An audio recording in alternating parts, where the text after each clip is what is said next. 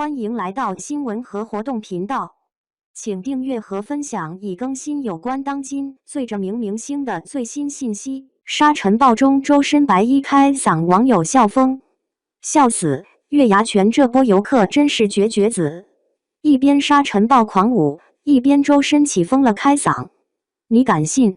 我当时刷到视频，差点手机没拿稳，直接人傻了，这啥离谱场景？敦煌办个音乐节，结果天宫直接给配合上特效了。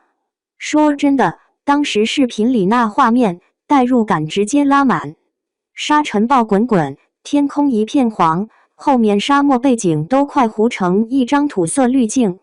然后舞台上周深一袭白衣，稳如老狗，张嘴就是清风徐来，配乐直接原地起飞，笑不活了。真的有种在末世来场 live 的荒诞感。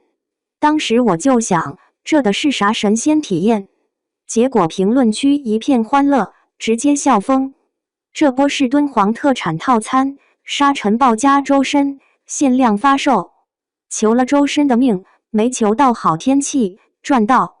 花钱看演出送黄沙漠沙脸，懂的都懂。还有更离谱的，有游客在现场拍了个视频，沙都快糊脸了，他还一脸兴奋。我们这是旅游运气爆棚现场版，看沙尘暴听起疯了，绝了！关键是周深真的稳到我裂开，沙尘暴刮的那叫一个猛烈，估计换个人台词都得吃一嘴沙。结果他一口气都没乱，声音干净清亮，跟开了挂一样。不愧是大魔王周深，我直接跪！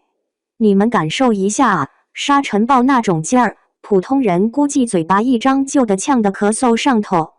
周深硬是站那儿，唱得好像平地无风。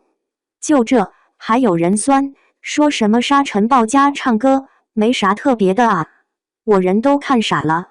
就这，是你不懂周深，还是不懂沙尘暴？还有人评论说能抗住沙尘暴唱歌的人，大概只有周深和天选打工人吧。笑死，说的好像其他歌手去了都得原地认输，真是服了这些嘴碎网友，调侃功力都快赶上段子手了。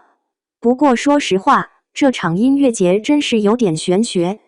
敦煌的沙尘暴本来一年就那么几次，偏偏5·1准时上线，再搭配上周深的起风了，这就是老天爷安排的梦幻联动吧？